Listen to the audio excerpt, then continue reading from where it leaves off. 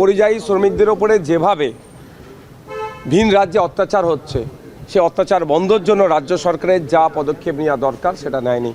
আজকে বাধ্য হয়ে গ্রামবাসী রাস্তায় নামছে, তাদের পরিবারের, তাদের গ্রামের যে একজন মানুষ কাজে কর্মক্ষেত্রে গিয়ে খুন হয়ে ফিরে আসছে সেটার প্রতিবাদ জানিয়ে আমরা দেখছি একের পর এক কোনো জায়গায় সোমনাথ দেবনাথ, হেমন্ত রায়, সাবির মল্লিক, জুয়েল রানা একের পর এক লাশ হয়ে বাড়ি ফিরছে।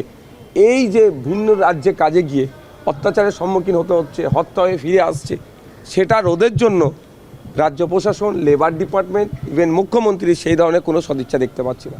আজকে যেটা হচ্ছে এর দায়ভার রাজ্য প্রশাসনের উপরে বর্তায়, রাজ্য সরকারের উপরে বর্তায়। চাকুলিয়ায় আমরা দেখেছি, ফারাক্কাতেও দেখলাম এসআইআর নিয়ে দিকে দিকে রীতিমতো বিক্ষোভ চলছে এবং নাম করেই বলা হচ্ছে যে তৃণমূলের যারা কর্মী সমর্থক সেখানে দেখা যাচ্ছে রীতিমতো গুন্ডাগিরি চালাচ্ছে। কেন? দেখুন, এসআইআর এর নামে বর্তমানে যেটা হচ্ছে, হেয়ারিংয়ের নামে যেভাবে অহেতুক হয়রানি করা হচ্ছে, এর বিরুদ্ধে চরম আমি। কিন্তু একটা জিনিস, প্রতিবাদ অবশ্যই করতে হবে, প্রোটেস্ট করতে হবে, অবশ্যই পিসফুলি হওয়া দরকার, শান্তিপূর্ণভাবে প্রতিবাদ করা দরকার। কিন্তু ওই কোনো ক্ষেত্রেই হিংসার পথ অবলম্বন করলে সেই প্রতিবাদের সাথে আমি ছিলাম না, আছি না, আগামী দিনে থাকবো। তাই আমার অনুরোধ, অ্যাপিল, যেভাবে নির্বাচন কমিশনের পক্ষ থেকে নামের বানান ভুল, বয়সের তারতম্য, সন্তানের সংখ্যা নিয়ে এবং ইভেন নামের একটা ডট এক্সট্রা থাকার জন্য বা কোনো জায়গায় না থাকার জন্য এ ধরনেরও ডাকা হচ্ছে। 2002-এর বা আপনার এসআইআর লিস্টে নাম ছিল তাকেও ডাকা হচ্ছে, পরিবারের নাম আছে তাদেরকেও ডাকা হচ্ছে। এই যে অহেতুক হয়রানি করা হচ্ছে, এর বিরুদ্ধে প্রতিবাদ হওয়া দরকার।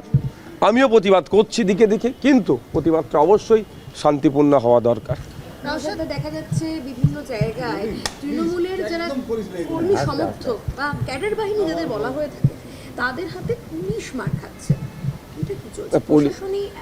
পুলিশ আজকে তার যে গ্রহণযোগ্যতা সে কত তলানিতে নিয়ে গেছে সেটা দেখুক।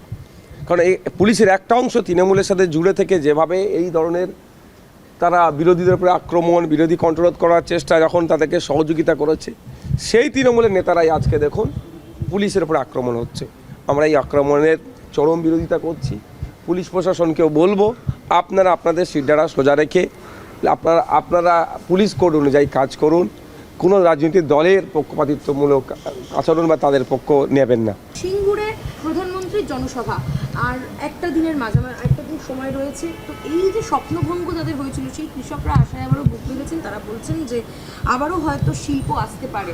এটা নিয়ে আপনার কি? দেখুন, প্রধানমন্ত্রীজি আসছেন আমাদের পশ্চিমবাংলায়, আসতে পারেন, 100 বার আসবেন তিনি, যে আমাদের যেখানে যেতে পারে, এটা রাইট অফ মুভমেন্টের মধ্যে পড়ছে, তিনি সভা সমাবেশ করতেই পারেন। কিন্তু সিঙ্গুরে যে আমরা কারখানাটা পেলাম না, সেই সময় কিন্তু রাজনাথ সিংয়েরকেও আমরা দেখতে পেয়েছিলাম। মমতা ব্যানার্জি যে ধর্ণা করেছিল সেখানে উপস্থিত ছিল। তাহলে আজকে নিশ্চিতভাবে যখন আসবেন দেশের প্রধানমন্ত্রী, সে অবস্থাটা তার ক্লিয়ার করবেন সেই সময় তার অবস্থানটা কী ছিল তার দলের।